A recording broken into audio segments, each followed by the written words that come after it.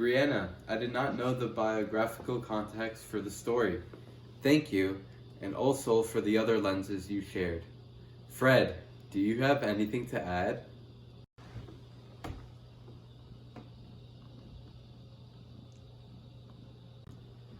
Okay, Fred, I respect your silence. Let's read on. I'm glad you told me, Mom said. Let's see what we can do together. They loaded grocery bags with milk, flour, chicken, carrots, sugar, oil, and even frozen meat and vegetables. Louis pulled his package of cheesy pizza bombs out of the freezer. He thought and thought and thought some more. Then he put his cheesy pizza bombs in Maddi and Ryan's bag. For a treat, he said. At Maddi's apartment, the moms talked, Louis and Ryan played. Sophia and Maddi ran to the park. You broke your promise, Maddi said. I'm sorry, Sophia said. Are you mad? A promise is important, Maddi said. You're more important, Sophia said. I wanted you to have milk, too. Maddi smiled. Are we still friends, Sophia asked. Always, Maddi said. Double always, Sophia said. Cheesy pizza bombs, Louis yelled. Our mom made cheesy pizza bombs for a treat. Sophia and Maddi raced up the stairs. Sophia slowed down so they could run together. That's what friends are for. Let's help friends who have empty refrigerators. Do you have a friend or classmate who never eats breakfast and doesn't bring food for snack at school? Tell a parent or trusted adult. When you have friends over to play, offer some fruit and a glass of milk. You can even make them cheesy pizza bombs. Go to maddysfridge.com for the recipe. Make posters encouraging people to give food or money to your local food bank. Ask permission to put your posters up in grocery stores, libraries, schools, and businesses. 1 out of every 5 kids in the United States is at risk of having an empty fridge like Maddi. So, volunteer with your family or class at a local food bank, pantry, shelter, or community kitchen. Ask your local food bank what foods they need, then organize a neighborhood or school food drive for those items. Your little brother or sister's wagon is perfect for collecting donated food. Talk to your friends, teachers, and parents about ways to fight childhood hunger. The more we talk about empty refrigerators, the fewer there will be.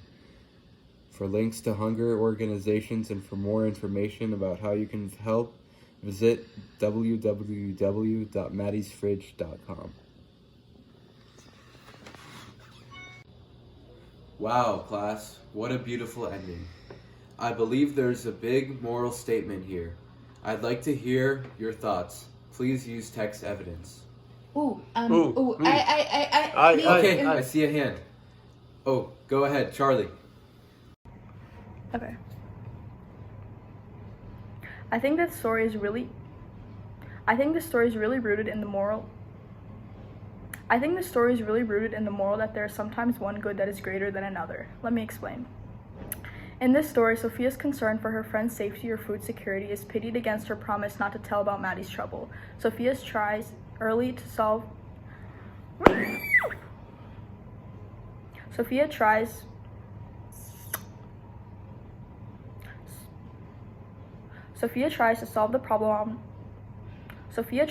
the problem on her own, bringing her friend fish, eggs, and finally burritos.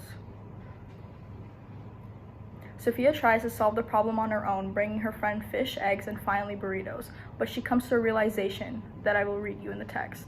She says she did not want to break her promise, but she could not help Maddi alone. Sophia realizes that her higher obligation to her friend's health and safety than her promise she made her. You broke your promise, Maddi said. I'm sorry, Sophia said. Are you mad? A promise is important, Maddi said. You're more important, Sophia said. I wanted you to have milk too. The text clearly illustrates that Sophia resolves her conflict by choosing a higher moral obligation, which is to address the hunger and food insecurity in her friend and does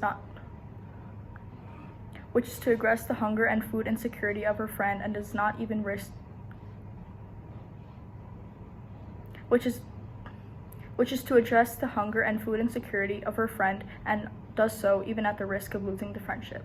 Luckily, Maddi is able to see and appreciate Sophia's choice, and the friendship survives the conflict. Sophia's ultimate moral obligation to her friend is well-being, and she realizes she cannot do it alone. These are the two biggest moral thematic elements in the story. Charlie, Brianna, Julia, Oren, Liel, Zoe, and Clem. I'm so proud of your participation. I'm also floored by your critical literacy. I'll just mention one lens you may have left out, and that's nature. In the story, it serves as a gentle backdrop. The sun pulls out the colors from the sky, it punctuates the day, and serves as a signal to go home to eat, which is where the tension in the story begins to build, around food security. I just thought I'd mention it. Time for our own lunch break. I hope you brought some healthy snacks. I have some for those of you who don't.